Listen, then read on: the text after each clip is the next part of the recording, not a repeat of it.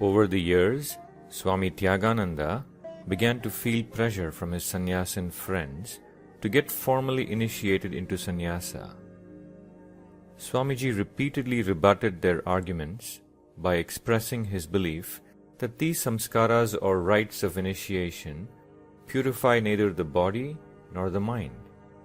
The self, being ever pure, requires no purification. But eventually, he yielded to the pressure of his well-wishers. He approached Srimad Janardhanagiri Swami, who was the head of the Kailash Mutt, and according to His Holiness's directions, he completed the formal rites on the next Mahashivaratri day. Guruji gave him the name Swami Tapovanam, meaning a forest of austerities. Thus, all the formal rites of the Sri Shankara order were completed. But this had no impact on Swamiji's daily life. It continued as before. As the years passed, Swamiji developed a routine in his travels in the Himalayas.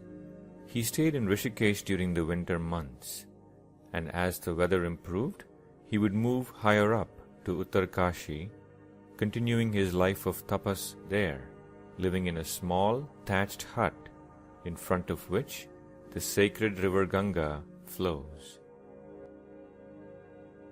To the vast majority, Uttarkashi means Sri Tapovanji. Its name has become synonymous with his. Many masters and seekers would often be sitting there at his feet, drinking the highest knowledge of Vedanta that rained from his lips. From Uttarkashi, Swami Tapovan frequently visited sacred places in the higher altitudes of the Himalayas, living amidst nature for days, reveling in bliss. For instance, he would spend many days in meditation in the cave of Vyasa near Badri, where the great sage lived. He sat on the rock where Sri Gaudapada wrote his Mandukya Karika. He spent time in the Ganesha cave, where Sri Ganapati himself dwelt while transcribing the verses of the Mahabharata from sage Vyasa.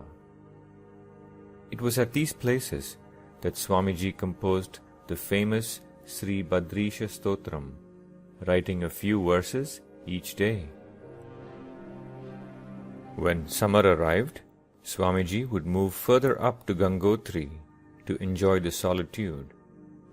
The Himalayan cold was benumbing, but Swamiji would never miss the morning bath in the icy cold Ganges. This was always followed by the study of the scriptures and then meditation. In the evenings, he would take long walks, immersed in the divine beauty around him, always seeing the formless in all forms.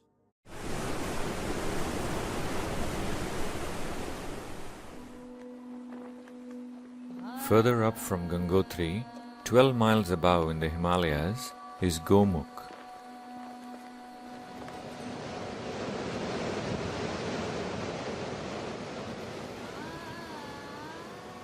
The cow's mouth, an ice cave from which flows a milky stream.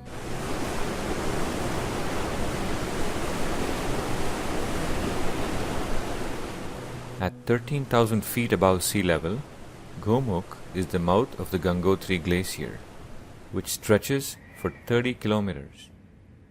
It is considered to be the source of the Ganga.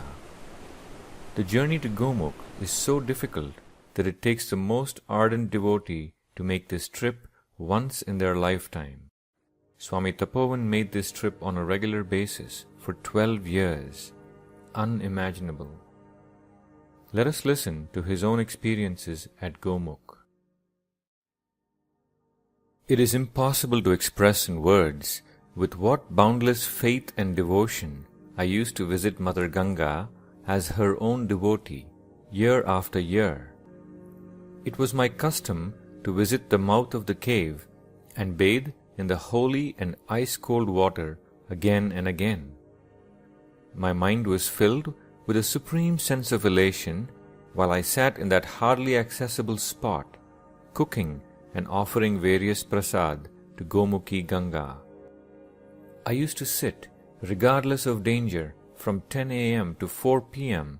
on a broad piece of rock quite close to the cave where the Ganga emerges from the snow. The experience was exhilarating.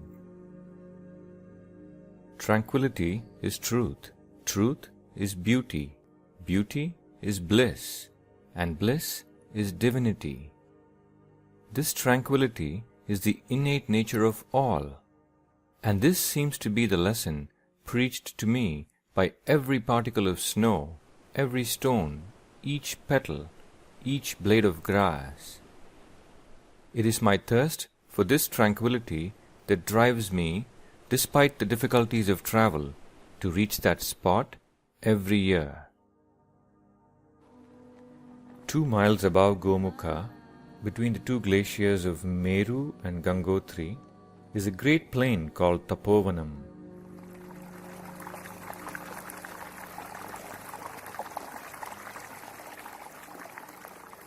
It is an extremely beautiful spot that captivates the mind by its natural charms. On several occasions, I used to visit the place and sit there for hours, enjoying the splendid spectacle around. My heart was filled with wonder as I sat watching the peaks of Shivalinga and the Bhagirathi dazzling in their silver radiance.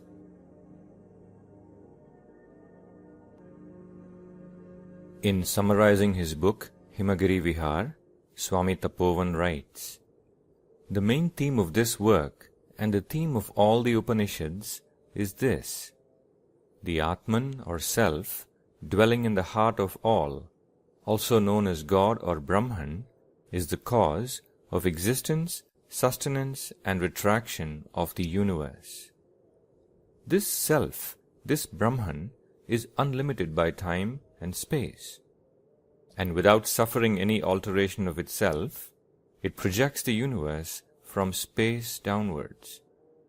This power of projection, called Maya, produces extraordinary variety called Prakriti, or the material cause of the universe.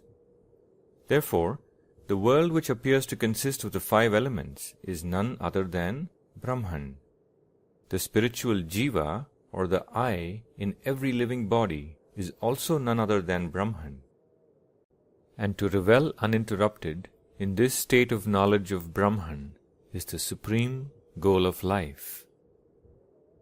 Whether it is on the peaks of the Himalayas, or on Mount Kailash, or on the shores of Manasarovar, I find the same perfect being, the same self-luminous thing, at all places, at all times, in all objects, and in all states. I see only that truth, and nothing else.